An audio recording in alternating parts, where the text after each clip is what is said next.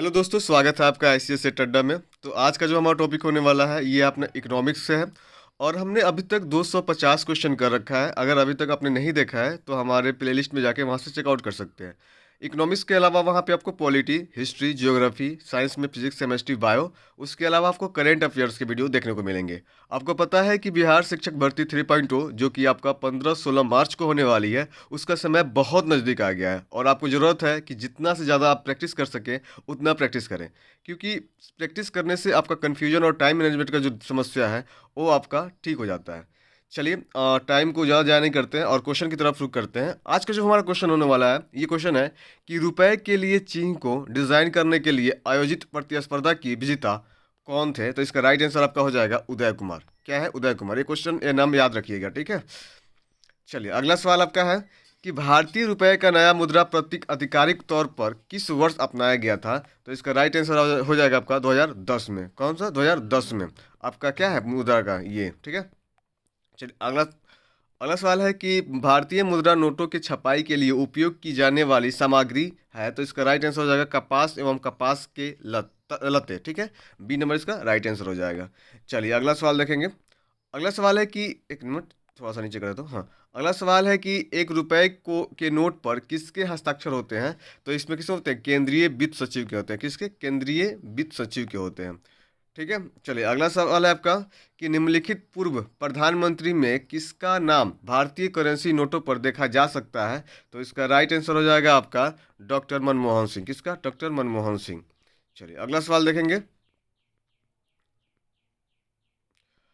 अगला सवाल है कि भारतीय करेंसी नोटों के पिछले भाग पर कितनी भाषाएं मुद्रित होती है? तो इसका राइट आंसर हो जाएगा 15। कितना? 15। ये याद रखिएगा, ये क्वेश्चन पूछता है, ठीक है। चलिए, अगला सवाल आपका है कि भारत सरकार ने इंद्रधनुष फ्रेमवर्क कार्यक्रम की शुरुआत किस लिए की थी? तो इसका राइट आंसर आपका हो जाएगा सार्वजनिक क्षेत्र के बैंकों का पुनरुद्धार करने के लिए। इसका डी नंबर क्या हो जाएगा? राइट आंसर हो जाएगा।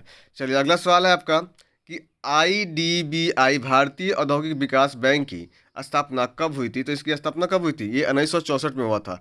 जितने भी भारतीय बैंक वगैरह जो है उनकी स्थापना आप देख लीजिएगा, कब राष्ट्रीयकरण किया गया था, उस सारी चीज़ को आपको थोड़ा सा देख लीजिएगा एग्जाम देने से पहले, ठीक है। चलिए, अगला सवाल है आपका कि वर्ष 1969 में भारत में कितने बैंकों का राष्ट्रीयकरण किया गया था? तो इसका राइट आंसर हो जाएगा कितने? 14 को किया गया था। कितना को किया गया था? 14 को किया गया था। चलिए, अगला सवाल आपका है कि इनमें से कौन भारतीय रिजर्व बैंक की पहले भारतीय गवर्नर थे? तो कौन थे? सीडी देशमुख थे। कौन? सीडी देशमुख थे। चलिए, अगला सवाल आपका है। अगला सवाल है कि भारत में 1770 में स्थापित पहले बैंक का नाम क्या था? तो पहला बैंक का नाम था बैंक ऑफ हिंदुस्तान। क्या था? बैंक ऑफ हिंदुस्तान था। चलिए, अगला सवाल है आपका कि क्षेत्रीय ग्रामीण बैंकों की स्थापना इनमें से किस वर्ष में की गई थी? तो ये कब किया गया था? ये किया गया था 1975 में। कब किया गया था? 1975 में किया गया था। चलिए, अगला सवाल देखेंगे कि बैंकिंग के क्षेत्रों में एसएलआर का पूर्ण रूप क्या है? तो एसएलआर का जो पूर्ण रूप है ये है स्टेचुटरी सॉरी लिक्विडिटी रेशियो। देखिए, यहाँ पे एस्टेचुटरी लिक्विडिटी रेशियो है, ठीक है ना। लिक्विडिटी रेशियो है, ए नंबर इसका राइट आंसर हो जाएगा। चलिए, अगला सवाल देखेंगे। अगला सवाल है कि आरबीआई का मुख्यालय कहाँ स्थित है? तो आरबीआई का जो मुख्यालय है आपका कहाँ पे? मुंबई में। कहाँ पे है? मुंबई में आपका स्थित है, ठीक है। चलिए, अगला सवाल देखेंगे। अगला सवाल है कि निम्नलिखित में से कौन सा भारतीय रिजर्व बैंक की मौद्रिक नीति का एक अंग नहीं है? तो मौद्रिक नीति का जो है आयकर जो होता है ये अंग नहीं है। बाकी देखिए, नकदी आरक्षित अनुपात जिसको हम सीआरआर बोलते हैं ये आपका अंग है, ठीक है। सामूहिक तरल अनुपात जिसको एसएल बोलते हैं ये भी आपका अंग है मौद्रिक नीति का। और बैंक दर तो है ही, ठीक है। तो इसका राइट आंसर क्या मारिएगा? आयकर है, जो कि ये इसका अंग नहीं है। चलिए, अगला सवाल देखेंगे कि इनमें से कौन सी संस्था जो है भारत में बीमा उद्योग को विनियमित करने, बढ़ावा देने और उसका क्रमिक विकास सुनिश्चित करने के लिए जिम्मेदार है? तो देखिए, ए नंबर में दिया है आईसीआईसीआई बैंक दिया हुआ है, मतलब आईसीसी जो है। और देखिए, यहाँ पे आरबीआई दिया हुआ है और आईआरडी आई दिया हुआ है यहाँ पे। तो इसका राइट आंसर क्या हो जाएगा? सी नंबर हो जाएगा। चलिए, अगला सवाल देखेंगे। अगला सवाल है कि आरबीआई का प्रतीक क्या है?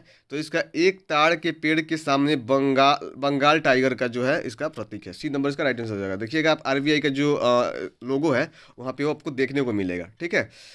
अगला सवाल है कि भारतीय स्टेट बैंक की स्थापना डैश वर्ष में हुई थी? तो भारतीय स्टेट बैंक की स्थापना कब हुआ था? 1806 में। कब हुआ था? 1806 में हुआ था। उसका नाम बहुत चेंज किया गया दोस्तों, इसीलिए आपको। चलिए अगला सवाल आपका है कि bank of Madras, bank of Kolkata, bank of Bombay का विलय करने किस बैंक का गठन किया गया था? तो इसका राइट आंसर हो जाएगा इंपीरियल बैंक ऑफ इंडिया का। किसका? Imperial bank of India, C number इसका राइट आंसर हो जाएगा। चलिए अगला सवाल देखेंगे। अगला सवाल है कि स्टेट बैंक ऑफ इंडिया को किस वर्ष राष्ट्रीयकृत किया गया था? तो ये हो गया 1955 में। कब किया गया था? 1955 में। चलिए अगला सवाल आपका है कि पूरी पूरी तरह से भारतीय द्वारा प्रतिबंधित पहला बैंक था। तो इसका राइट आंसर आपका हो जाएगा पंजाब नेशनल बैंक। कौन? पंजाब नेशनल नेशनल बैंक जो है भारतीय द्वारा प्रतिबंधित पहला बैंक था। ठीक है। चलिए अगला सवाल देखेंगे। अगला सवाल है कि भारतीय रिजर्व बैंक के गवर्नर का कार्यालय कहाँ स्थित है? तो ये कहाँ पे? मुंबई में। मुंबई में है। ठीक है। चलिए अगला सवाल है। अगला सवाल है कि निम्नलिखित में से कौन सा भारतीय रिजर्व बैंक के कार्य क्षेत्र के अधीन नहीं है? तो कार्य क्षेत्र के अधीन कौन नहीं होता है? जनता के लिए बैंकर। जनता के लिए बैंकर जो है आरबीआई नहीं करती है। इसके जितने भी जुड़े बैंक होते हैं, जैसे एसबीआई हो गया, पंजाब नेशनल बैंक हो गया, एचडीएफसी बैंक, जितना बैंक है ना, इसमें आपका जनता के लिए बैंकर होता है। लेकिन रिजर्व बैंक में बैंकों का बैंक है ये। ठीक है ना। चलिए अगला सवाल है आपका कि बैंक दर जो होता है, शब्द का अर्थ है, जो बैंक दर होता है उसका शब्द का अर्थ क्या होता है? देखिए यहाँ पे दिया हुआ है आपका डी नंबर में, केंद्रीय बैंक द्वारा वाणिज्य बैंक को दिए गए अपने ऋणों पर लगाई जाने वाली ब्याज दर होता है। डी नंबर क्या हो जाएगा? इसका राइट आंसर हो जाएगा। ठीक है। अगला सवाल आपका यह है कि बैंक दर वह ब्याज दर होता है जिस पर क्या होता है? जिस पर केंद्रीय बैंक जो होता है वाणिज्य बैंक को ऋण देता है। इसका सी नंबर क्या हो जाएगा? राइट आंसर हो जाएगा। ठीक है। चलिए अगला सवाल देखेंगे कि भारतीय रिजर्व बैंक की स्थापना 1 अप्रैल डैश को रुपए 5 करोड़ की शेयर पूंजी के साथ की गई थी। तो इसका राइट आंसर आपका हो जाएगा 1935 में। कब हुआ था? 1935 में हुआ था। ठीक है। अगला सवाल है, भारत की केंद्र सरकार ने वर्ष 1980 में कितने बैंकों को राष्ट्रीयकरण किया था? तो 1980 में कितना बैंक हुआ था राष्ट्रीयकरण? 6। कितना? 6 हुआ था। चलिए अगला सवाल आपका है कि निम्नलिखित बैंकों में से कौन सा एक राष्ट्रीयकृत बैंक है? तो राष्ट्रीयकृत बैंक कौन सा है? बैंक ऑफ बड़ौदा भी है, देना बैंक है, इलाहाबाद भी बैंक है। तो ये सभी हो जाएंगे। डी नंबर इसका राइट आंसर हो जाएगा। चलिए अगला सवाल आपका है कि export import bank of India की स्थापना किस वर्ष की गई थी? तो ये हुआ था 1982 में। कब हुआ था? 1982 में हुआ था। चलिए अगला सवाल देखेंगे। अगला सवाल है कि प्रधानमंत्री नरेंद्र मोदी द्वारा विमुद्रीकरण नोटबंदी की घोषणा की कब की गई थी? तो ये दोस्तों आपको याद होगा वो रात कब किया गया था? 8 नवंबर 2016 को। 8 नवंबर 2016 को। ठीक है। अगला सवाल है आपका कि अक्टूबर 2020 तक प्राप्त जानकारी के अनुसार भारत में सार्वजनिक क्षेत्रों के बैंकों की संख्या कितनी थी? तो इसका राइट आंसर हो जाएगा 12। कितनी थी? 12। ठीक है। चलिए अगला सवाल देखेंगे। दोस्तों अगला सवाल है कि निम्नलिखित में से कौन सा भारतीय रिजर्व बैंक जो है कार्य नहीं है? तो भारतीय रिजर्व जो है उसका कार्य क्या नहीं होगा? ये देखिए, ये प्रतिभूति बाजार के विकास को बढ़ावा देना, ये आपका क्या है? डी नंबर इसका राइट आंसर हो जाएगा, जो कि आरबीआई का काम नहीं है। बाकी आपको देखिए पढ़ने को मिल जाएगा कि ये करेंसी नोट जारी करता है, बात सही है, आपको भी पता है। ये सरकार की बैंकिंग आवश्यकताओं का प्रबंधन करता है, ये भी आपको बात सही है। ये वाणिज्यिक बैंकों को आरक्षित नकदी का अभिरक्षक है। तो ये भी सी नंबर राइट आंसर हो जाएगा। चलिए अगला सवाल हम लोग देखेंगे। अगला सवाल है कि निम्नलिखित में से कौन सा कार्य एनबीएफसी द्वारा नहीं किया जा सकता है? तो मांग आधारित जमा स्वीकार करना, ये आपका राइट आंसर हो जाएगा, ए नंबर। ठीक है। चलिए अगला सवाल देखेंगे। अगला सवाल है कि मुद्रा निर्गत करने के लिए भारतीय रिजर्व बैंक द्वारा कौन सी व्यवस्था अपनाई गई थी? तो कौन सी व्यवस्था अपनाई गई थी? ये है न्यूनतम भंडारण प्रणाली। डी नंबर इसका क्या हो जाएगा? राइट आंसर हो जाएगा। चलिए अगला दोस्त हम लोग देखेंगे। निम्नलिखित में से किस बैंक की स्थापना जो है 1770 में भारत के कलकत्ता में यूरोपीय प्रबंधन के अधीन की गई थी? तो यूरोपीय प्रबंधन के अधीन कौन सा किया गया था? बैंक ऑफ हिंदुस्तान को। किसको? Bank of Hindustan. B number इसका राइट आंसर हो जाएगा। चलिए अगला सवाल देखेंगे कि 8 नवंबर 2016 को विमुद्रीकरण को की घोषणा के समय भारतीय रिजर्व बैंक के गवर्नर कौन थे? तो इसका राइट आंसर क्या हो जाएगा?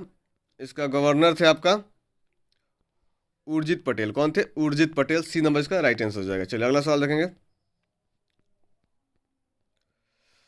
हाँ देखिए यहाँ पे अगला सवाल दिया हुआ है कि आरबीआई को क्रेडिट नियंत्रण विधायक को व्यापक रूप से किन दो भागों में विभाजित किया जा सकता है? तो इसका राइट आंसर हो जाएगा मात्रात्मक और गुणात्मक नियंत्रण। डी नंबर इसका क्या हो जाएगा? राइट आंसर हो जाएगा।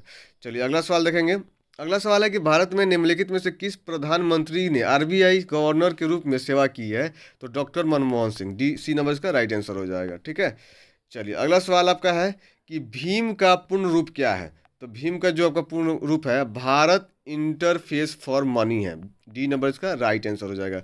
याद करिएगा, ऐसा फुल फॉर्म आता है क्वेश्चन। ठीक है, एग्जाम में आपका 1-2 नंबर का ये सब आता है, आप इसको देख लीजिएगा। ठीक है, अगला सवाल आपका है कि 2000 के भारतीय बैंक नोट पर छापा मंगलयान क्या दर्शाता है? तो इसका राइट आंसर हो जाएगा आपका अंतरिक्ष में भारत का पहला अभियान जो है ये दर्शाता है। ए नंबर इसका राइट आंसर हो जाएगा। चलिए अगला सवाल है आपका कि सीएससी द्वारा ग्रामीण विपणन को बढ़ावा देने के लिए भारत के किस शहर जिले में पहला कैश एंड कैरी स्टोर खोला गया था? तो इसका राइट आंसर आपका हो जाएगा मुरादाबाद में। कहाँ पे? मुरादाबाद। सी नंबर इसका राइट आंसर हो जाएगा। चलिए दोस्तों, अगला सवाल हमारा है और सवाल पूछा जा रहा है कि TIFAC जिसको हम लोग बोलते हैं प्रौद्योगिकी सूचना पूर्वानुमान और मूल्यांकन परिषद के संबंध में निम्नलिखित में से कौन सा कथन गलत है? देखिए दोस्तों, यहाँ पे कथन गलत पूछ रहा है। ये बार बार मैं आपको बताता हूँ, हर सेट में बताता हूँ कि जब भी नेगेटिव चीज़ आ रहा है तो एक बार थोड़ा सा ध्यान से देख लीजिएगा, कई क्वेश्चन हमेशा गड़बड़ हो जाता है इसकी वजह से। तो इसका राइट आंसर हो जाएगा बी निर्माण और निर्माण में सुधार लाना। ये आपका क्या है? गलत है। सी नंबर इसका राइट आंसर हो जाएगा। बाकी देखिए, कोविड-19 के महामारी के बाद अर्थव्यवस्था को पुनर्जीवित करना, ये भी आपका सही है। डी नंबर में देखिए, इस मुख्य कार्य विभिन्न प्रकार के उभरते प्रौद्योगिकी क्षेत्रों में देश के लिए प्रौद्योगिकी दृष्टि तैयार करना, ये भी आपका सही है। और ये नंबर देख लीजिए कि एक प्रौद्योगिकी संचालित PDS जिसको हम लोग सार्वजनिक वितरण प्रणाली विकसित करना, ये भी आपका सही होगा। ठीक है, तो इसका गलत क्या हो जाएगा? सी नंबर गलत हो जाएगा। ठीक है, चलिए अगला सवाल दिया गया है कि हैदराबाद को हाई कोर्ट सिटी के रूप में जाना जाता है, हाईटेक का पूर्ण रूप क्या होगा? तो इसका राइट आंसर आपका हो जाएगा, देखिए यहाँ पे दिया हुआ है आपका Hyderabad information technology and engineering consultancy होगा। ठीक है, डी नंबर इसका क्या हो जाएगा? राइट आंसर हो जाएगा। ठीक है, चलिए अगला सवाल देखेंगे। श्वेत क्रांति जिस प्रकार दूध उत्पादन से संबंधित है उसी प्रकार पीली क्रांति संबंधित है। तो पीली क्रांति किससे है दोस्तों? तिलहन से है। किससे है? तिलहन से है। ठीक है, ये क्वेश्चन आता है, 1-2 नंबर का क्वेश्चन आपका आता है, इसको ध्यान से देख लीजिएगा सारा। अगला सवाल है कि इनमें से कौन सी कंपनी गूगल की स्वामित्व वाली कंपनी है? तो इसका राइट आंसर हो जाएगा आपको अल्फाबेट इंक। क्या होगा? अल्फाबेट इंक हो जाएगा। डी नंबर इसका राइट आंसर हो जाएगा। देखिए अगला सवाल है कि मिश्रित कृषि का मुख्य विशेषता क्या है? तो इसका राइट आंसर आपका क्या हो जाएगा? इसका राइट आंसर हो जाएगा आपका पशुओं का पालन और फसलों की खेती एक साथ करना हो जाएगा। सी नंबर इसका राइट आंसर हो जाएगा। ठीक है, चलिए दोस्तों अगला सवाल देखेंगे कि हैंडबुक ऑन फिशरीज स्टैटिक्स जो है, हैंडबुक फिशरी स्टैटिक्स जो है के 13वां संस्करण के अनुसार भारत का सबसे बड़ा समुद्री मत्स्य उत्पादक राज्य कौन बना है? कौन सा है? तो इसका राइट आंसर आपका हो जाएगा गुजरात है। कौन है? गुजरात आपका राइट आंसर हो जाएगा। चलिए अगला सवाल आपका है कि सरकार अनिवार्यता कितनी फसलों के लिए न्यूनतम समर्थन मूल्य MSP की घोषणा करती है? तो इसका राइट आंसर हो जाएगा 22। कितनी? 22। चलिए अगला सवाल देखेंगे कि यदि लोगों को एक संसाधन के रूप में उपयोग नहीं किया जा सकता है तो स्वाभाविक रूप से अर्थव्यवस्था के लिए डैश होती है, एक के रूप में प्रकट होगा। तो किस रूप में प्रकट हो सकता है? तो इसका राइट आंसर हो जाएगा देयता। किसका? देयता के रूप में प्रकट हो जाएगा। चलिए इस सेट का आपका ये लास्ट सवाल है आपका। चलिए देखते हैं कि वह केंद्रीय बैंक, सॉरी एक सेकंड रुकिए, हाँ, वह केंद्रीय बैंक कौन सा है जो क्षेत्रीय ग्रामीण बैंकों का नियंत्रण नियमित करता है? तो कौन सा है? यह है आपका नाबार्ड है। कौन सा है? नाबार्ड है। तो दोस्तों यहाँ तक था आपका आज का सेट कंप्लीट होता है। अगर अभी तक अपने चैनल को सब्सक्राइब नहीं करा है तो सब्सक्राइब कर ले, वीडियो को लाइक कर दे और अपने दोस्तों में शेयर कर दे, क्योंकि एग्जाम बहुत नज़दीक आ चुका है और आपको ज़रूरत है ज़्यादा से ज़्यादा प्रैक्टिस का। मिलते हैं नेक्स्ट वीडियो में। धन्यवाद।